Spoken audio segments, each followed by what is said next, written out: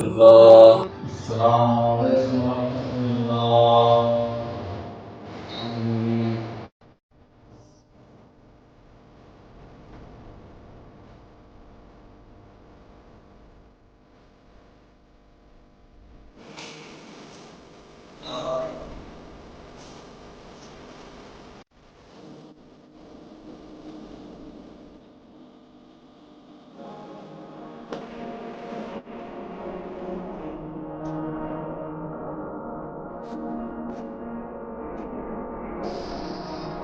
তাহলে হলো আমরা ইসলামের দাওয়াত বলতে আইছি মানুষের মাঝে মাঝে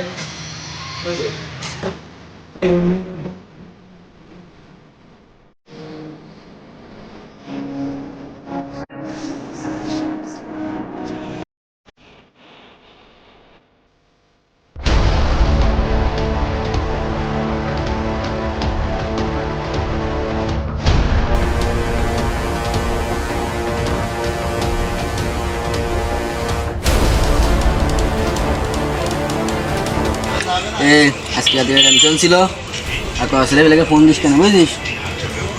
বস কোনো টেনশন করে না, দেখানি। তুই গারাত দিলি কান? ও sorry sorry boss, sorry sorry.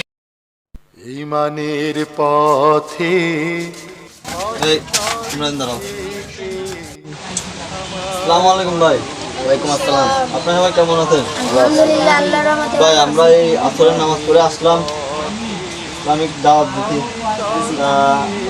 আপনাদের আসলে দেখে আমার কেমন কেমন লাগতেছে, তবে ইসলামের দাওয়াত দিতে চাইছি।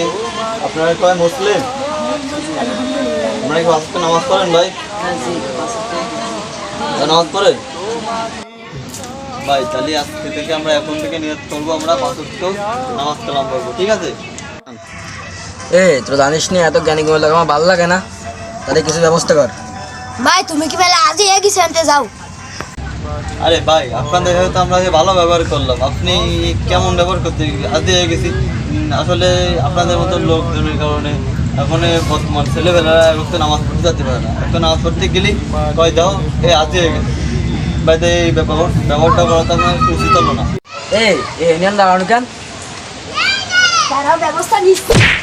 ইমানের পথে অবিচল থেকে বড় ভাই চলে না, একটা ভাও জ্ঞান জানবাই লাভ নাই, রালুকান বিয়া দেব এর সাথে ভাও জ্ঞান যদি আধার ঘটা বেড়ে চলে ওইসব বিয়াদব ও যে আমার সাথে যেনকে দুর্ব্যবহার করেছে, আল্লাহ ওর বিচার করবে। আচ্ছা সমস্যা নেই, দেখতেছি আমি মসজিদে সবার মুতালিকের সাথে কথা বলি তাকে সাহায্য করার জন্য, এবং তোমাদের বড় ভাইকে বোঝাবা এই বিয়াদবি যেন আর কারোর সাথে না করে। আজকে থেকে তোমরা ভালো পথে চলবা, ঠিক আছে?